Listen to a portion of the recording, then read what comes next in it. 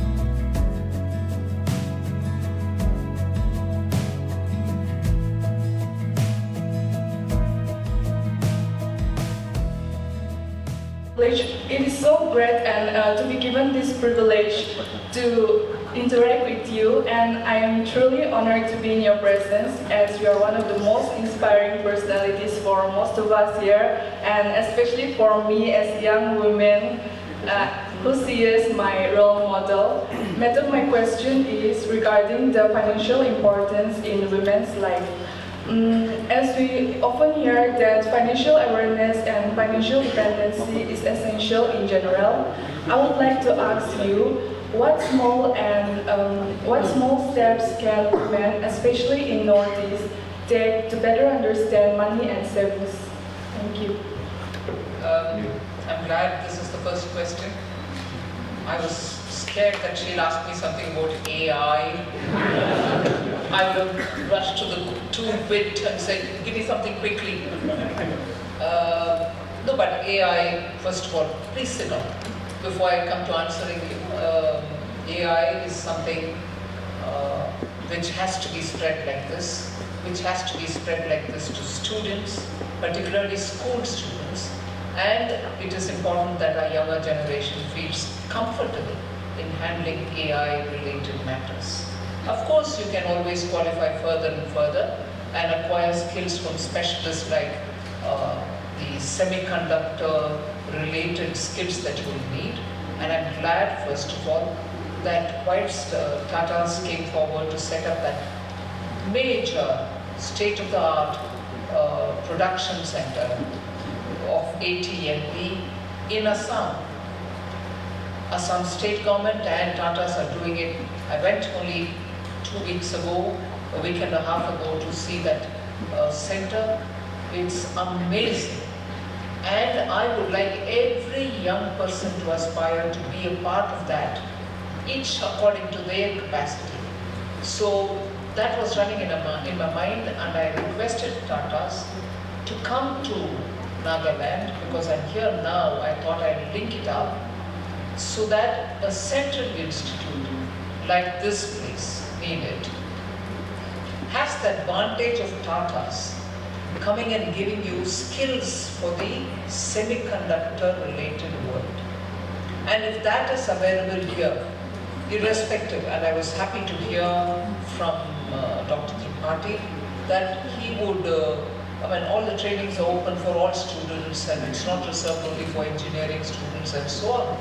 The world is wide open for every child, every school-going young person, and those who are wanting to enter college, or even those who just passed over college.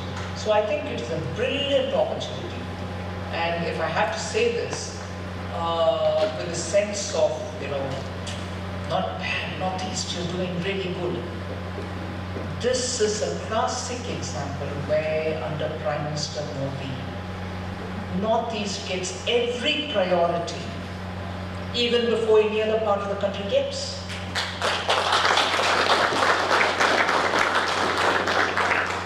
Needed, or institutions of this kind are established all over the country, no doubt.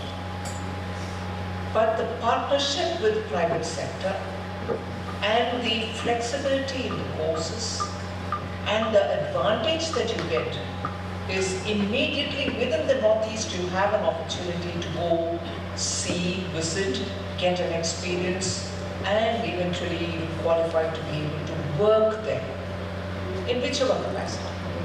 In that, Northeast is miles ahead of rest of the country. And I think that is only right because the youth here are revving for more and more opportunities. You have the right skill sets, you're ready, you're enthusiastic, you want to do a lot of things, and it is only right that you get it. So that's before I answered that. I'm glad you asked that question because financial awareness is important for women. And it is not something which is new for women in India because traditionally, whichever part of the country be it, women have been the managers of household. They kept their accounts, they kept the money, they knew to prioritize the meager resources for different things about a household, the elders to be cared for, the young to be attended to, schooling and nutrition and so on. Now what I suggest and I indicate through this answer is, whilst this traditional strength that women had, in between I think because of the various different priorities, all this has thinned out. But now because of the awareness campaigns that Finance Ministry, Reserve Bank of India and also the stock markets themselves are building, there is a greater awareness on how women should manage their finances far more with a sense of what's before them, what's available before them and so on. So in this, a particular aspect is embedded.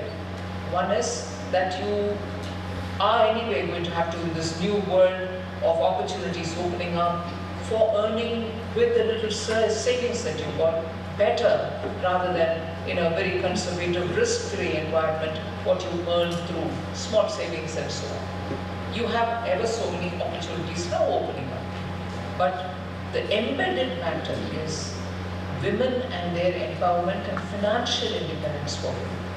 Earlier when we lived as a part of the joint family, which I suppose many people in Northeast still do, the responsibility also gave you the understanding of how much you would control for yourself or your daughter or your elder women and so on. But as I said, all this is thinned out or sort of disappeared from the scheme of things. But in today's world, it is possible that you earn your own money. Although being a part of the family, you will still know how to have your money serving the family and serving your own personal requirements. So as much as you should control money, as much as you should manage money, you should also become financially independent. Not at the detriment of the family, but to strengthen the family. for strengthening your own cause and your children and your parents' cause. I think you should have. And in that role, let us say, Government of India has launched quite a few things to help women's financial independence. You're not expected to have any security when you want to borrow money from the bank. It is ensured by the Government of India. You can take that money, do your business, earn your profit, put that money back into savings. And when you put that money back into savings, there are accounts through which you get better rate of interest. Other than that, of course, the stock markets are available both for men and women. There are schemes which you can start for your children right from the beginning. PM Vatsalya is one such a scheme, where you put little money, it doesn't matter how much. There is no cap, there is no minimum expectation. You should minimum put 10,000 rupees. No, put anything. From the time the child is born, till about 18 or 21 or 23, when she or her or the boy gets their own job, then this becomes an automatic conversion into their provident fund account. So the pool is already ready with the trickles that you collect. And then when you go further and you find your job, this becomes your pension account as well. So it starts with a greater corpus, and you tend to earn more because of the corpus which is, let us say, compared to somebody else who joins this account. At the time you and she got the same job, or a job in the institution where you went in. She didn't have this back pool, whereas you go in with an advantage of the pool having been built from the time you were born till the time you found the job.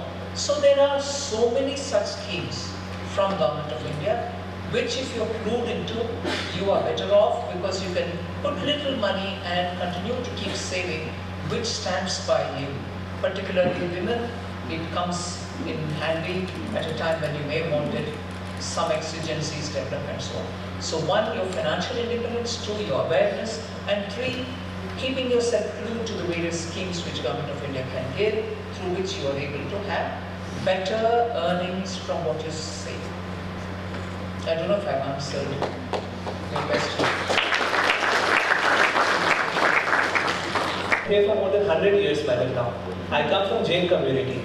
And my question for today, madam, is, madam, Northeast acts as the gateway to Northeast India. And we definitely, being from Northeast India, we would like to be one of the first, take the advantage of being the first movers into this. So, madam, my question was, how does the government think that how Northeast India can benefit and make Northeast India as the hub for innovation and trade, special thanks to this Southeast Asia corridor that is coming up? I think the capacities have been so ramped up that we bridge the fundamental requirements. Now we're building on the additional ones. But digital capabilities are now, I think, very speedily catching up in the Northeast. That also gives you the advantage when you're looking at connecting to the world through the digital marketing space that is available. So Northeast has been kept top of the priority, and that will continue so that you serve the purpose of Act East, being the gateway to Southeast Asia and so on. So that's on. Thank you.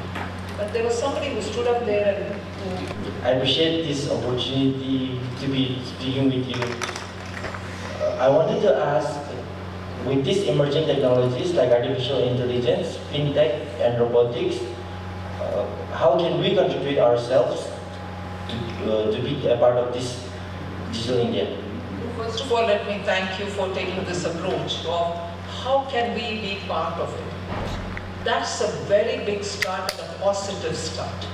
That's what I look forward to hearing from students. Please sit down. We want to be part of this.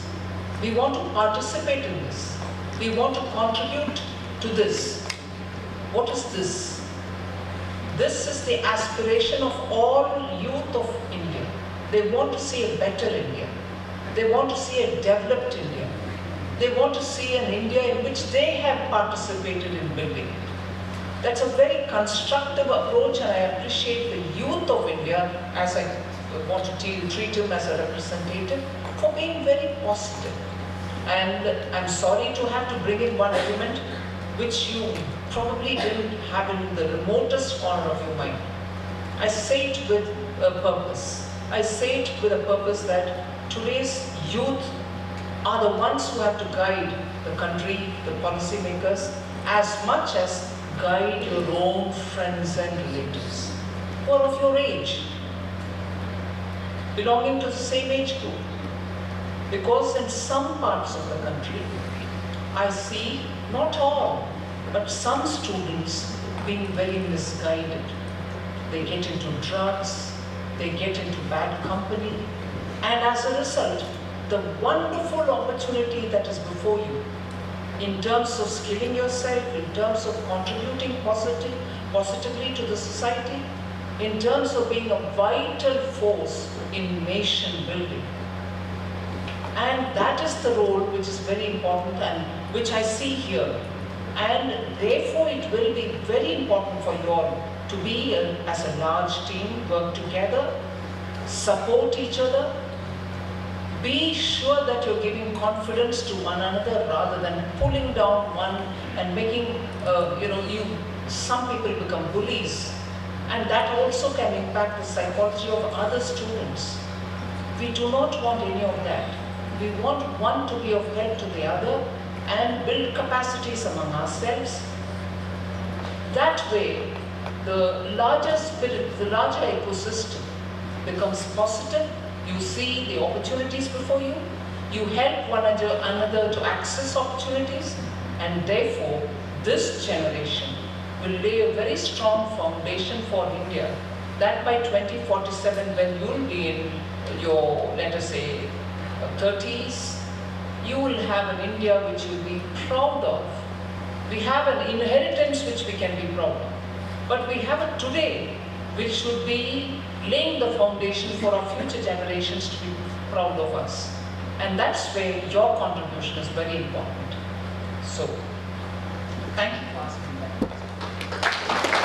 My name is Unveils, welcome, and I'm currently pursuing my PhD Computer Science. Computer Science from GSC Computer Science. BSc.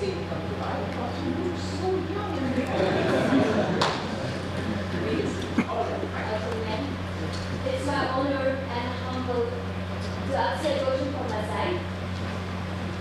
Ma'am, I have heard many about scholarship for students from the Northeast. Which one should be earlier on so that we can plan our future better? Thank you. I was under the impression that the Department of Northeastern Region and the Don Air Ministry has a dashboard of sorts in which all fellowships and scholarships which are available is available for you to see and access. I will have to check this. If it is there, that's one big source for you to get information from. Or else I will have to initiate it through the Ministry, Department of Higher Education and Ministry of Human Resource Development to see if there can be a portal made available for this purpose.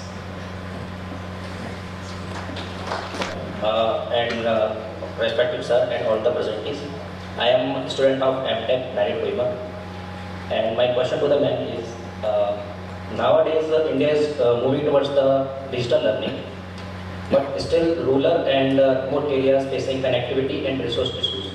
So what are the fiscal measures or public-private plan to tackle these issues, and what are the roles as a student we play to ensure that the development should reach to each and every village or family of India? I think this issue was very well discussed, and we had a lot of government answering in Parliament as well, that the UFO fund, which is there for digital connectivity to be spread all over the country, is being used rapidly so that you have the connectivity reaching villages first. Earlier it used to be villages first. Now it's reaching utilities within the village, post office, school, hospital, panchayat bhavan, and so on. So the the fiber network is moving everywhere under the BharatNet program. And as a result, what is expected to probably be completed by 29 is getting completed even earlier, much earlier. So once the schools or panchayat offices or the hospitals get connected, the purpose of having digital connectivity for education or health or any other such important community-based or impacting the community itself will happen sooner. So that's a work which is happening with great rapidity, I must admit.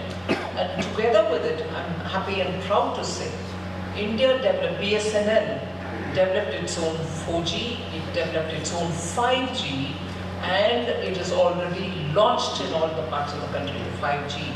And I know some work is advancing towards the next generation also. So we are not just looking at getting the cable, optical fiber cables reaching all the villages and schools, but we are also looking at the spectrum sharing and usage of spectrum. Together with this, of course, the telecommunications network, both private and public, whether it's BSNL or private companies, are also auctioned different parts of the world, of the country for their services to be given. They are also moving to cover difficult or far-flung parts of the country. So those are approached from various different angles, but they are all getting laid on the ground.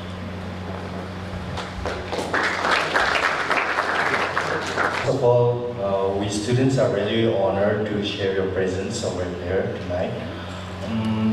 My name is Branti Jamir, and I'm currently pursuing my MCA at Nili Kohima. So, ma'am, according to you, which industries has potential to grow the fastest in northeast regions of India, and how we students can prepare for global opportunities? The opportunities are immense. Whether it is core industry, cement, or specialized steel, or any such which are important for nation building. Please sit. You have Northeast having every potential of a traditional core industry to come here and set up business. But before that, it's not always the core industries which have to come first, and later on you move to renewable energy or any of these green hydrogen and things like that, and then look at semiconductors, chip manufacturing. Everything is happening simultaneously. Much before you knew land resources of, let us say, Kifre, or the rare earths of Kifre are even touched, you have semiconductors who have already come in here. So nothing needs to happen in a sequential fashion. Everything can happen simultaneously. And in Northeast, I think that era has started. You have all that is happening, you have all that happening, and more towards strengthening them is also equally happening. So there's no priority that I've set for you, saying let this industry come, this is likely to grow, everything is growing equally. And with waterways, multimodal transport that you're building, the traditional challenge that Northeast faced, logistics, movement from here to a port, from here to an airport, are all being bridged. So that one big challenge of the Northeast is also being addressed.